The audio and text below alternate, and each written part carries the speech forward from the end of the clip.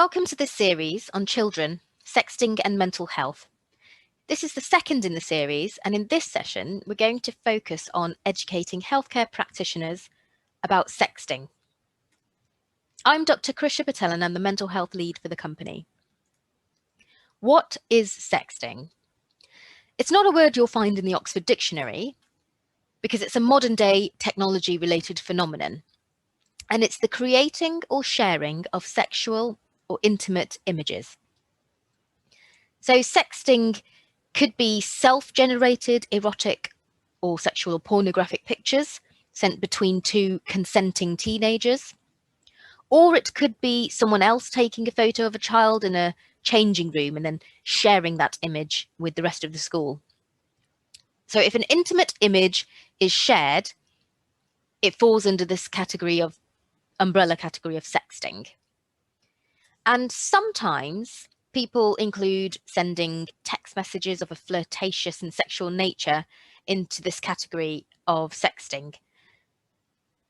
But for the purpose of this webinar, I'm using sexting as the term for sending an intimate or sexual or pornographic image, rather than just sending flirtatious sexual text messages.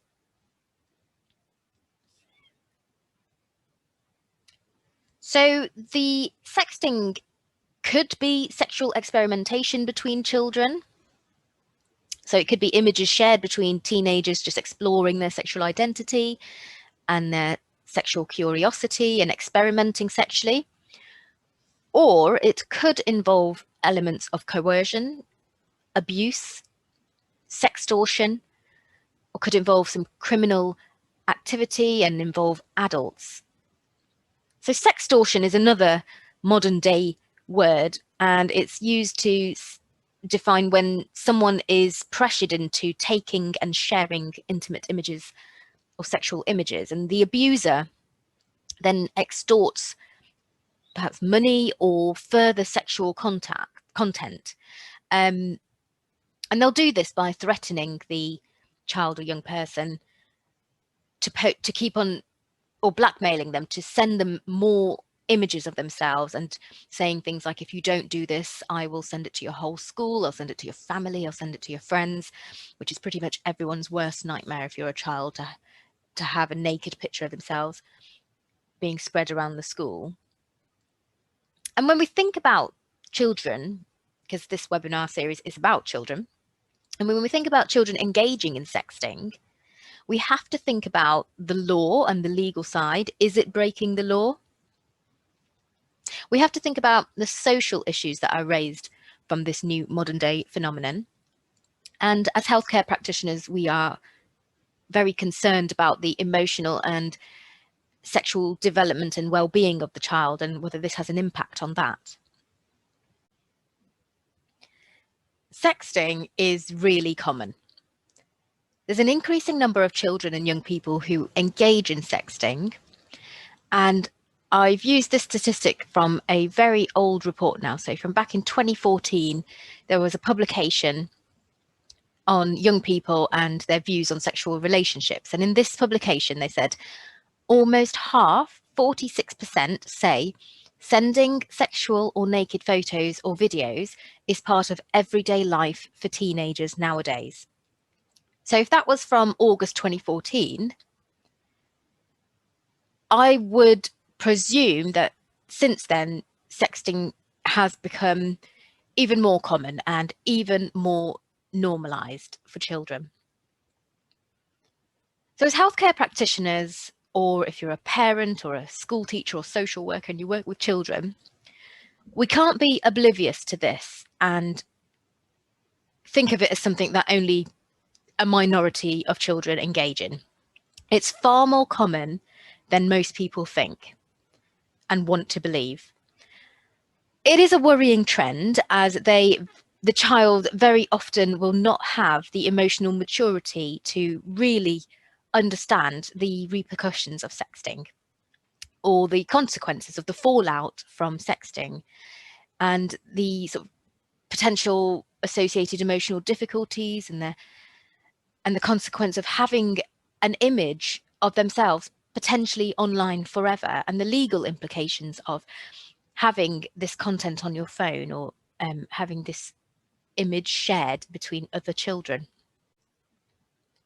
What is the legal position of sexting when we're thinking about children who engage in this behaviour? So is it breaking the law for children to share their own self-generated pornographic or erotic content or share images of other children? What age are they allowed to share images of themselves as a child? So the answer to this is yes, it is breaking the law for children to share their own self-generated pornographic content with other people, who then may go on to share it with other people. And the law has not kept up to date with technology in England and Wales. So we rely on laws that were made well before the explosion of the internet in the last decade. And we rely on this part of the law that says taking, making, sharing and possessing indecent images and pseudo images of people under 18 is illegal. So a child is a child up until the age of 18. The Sexual Offences Act says that children at the age of 16 are allowed to consent lawfully to sexual relationships and sexual activity. So you're allowed to have sex at the age of 16, but you're not allowed to take an intimate image of yourself and share it with someone of the same age and, you know, exchange images in that way. That would be unlawful according to the law in England and Wales. And as I mentioned, it's not been updated in line with technological advances in England and Wales, but other countries have decriminalised sexting if it is consensual amongst teenagers who are of the same age and developmental stage, and there's no element of coercion or abuse involved. And although it remains illegal for children to exchange intimate images of themselves if they're under 18, it's clear the police will not usually investigate incidents of sexting as a criminal matter in this case. And the majority of the time, the incident is dealt with at the school level rather than making this a criminal investigation. So the police will be following their own guidelines they have about this, and they are more likely to choose to prosecute cases where there's any element of coercion, abuse of power, if there's adult involvement. So the majority of the time, sexting occurs and the police will not get involved. But children and adults still need to be aware that it is unlawful and that they could actually be prosecuted and get a criminal record if children under the age of 18 are exchanging, creating and sharing images of themselves and other children. So why are teenagers more vulnerable to sexting? If we want to support children, we need to understand the underlying reasons and motivation for why they engage in this behaviour. So teenagers and adolescents have a limited ability of self-regulation. Self-regulation is a skill that is learnt. As a general rule, the younger the child, the less able they are to self-regulate. They have a high susceptibility to peer pressure. So children will have varying levels of coping skills and varying levels of resilience when it comes to being pressured by their peers to engage in sexting. Technophilia. Techno is technology, philia means to love. So loving technology. Teenagers and children are glued to their phones. And they get FOMO, fear of missing out, if they're not constantly checking their social media accounts and constantly checking what's happening with all their friends at school. Adolescence is a time of growing sexual curiosity. It's a time when children develop their sexual identity and experiment. And there are beliefs that children have from viewing pornography and age inappropriate content that they need to act in a certain way and behave in a certain way, such as engaging in sexting and, you know, showing themselves in a certain way because of these things like pornography and this extreme content that they've viewed, because most children have viewed pornography before they you know, have proper sex education lessons at school. Adolescent impulsivity and bad judgment. So sexting may be viewed as something that's emotionally driven, and that's often impulsive, and they don't really understand, or they're not developmentally mature enough or emotionally mature enough to really understand the adverse consequences that can happen from this type of from sexting. And teenagers, they're always sensation seeking. They're seeking a buzz, again, without thinking about the consequences. And again, what are the underlying reasons for sexting?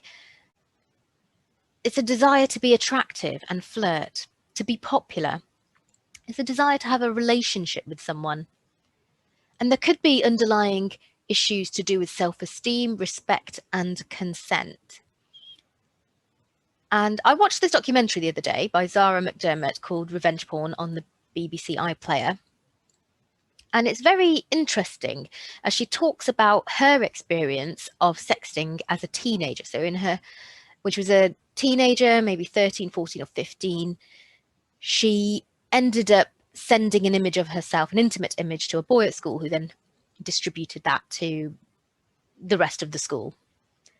And this caused some sort of this fallout that occurred after that, contributed to sort of further bullying physically and online, and contributed to some real emotional difficulties for her at school, like suicidal thoughts.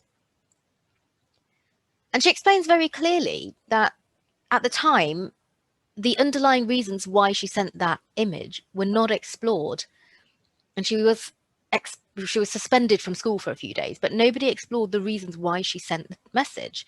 And she explains it in very clear language that before sending the image, she was bullied relentlessly. And she had her own issues to do with negative self-esteem and low self-esteem. So when a popular boy showed an interest in her and expressed that interest and asked her for a picture, it was her belief that this boy liked me, and if I send him this image, the bullying will stop. And that's all she wanted. So it was issues to do with her own desire to be attractive, to have a relationship, and to be popular, and for the bullying to stop.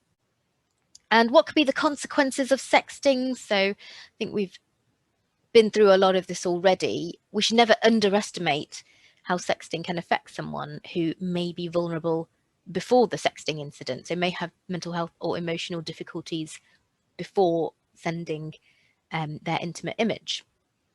So never underestimate how sexting can affect someone. Again, I've brought up this article from the Daily Mail.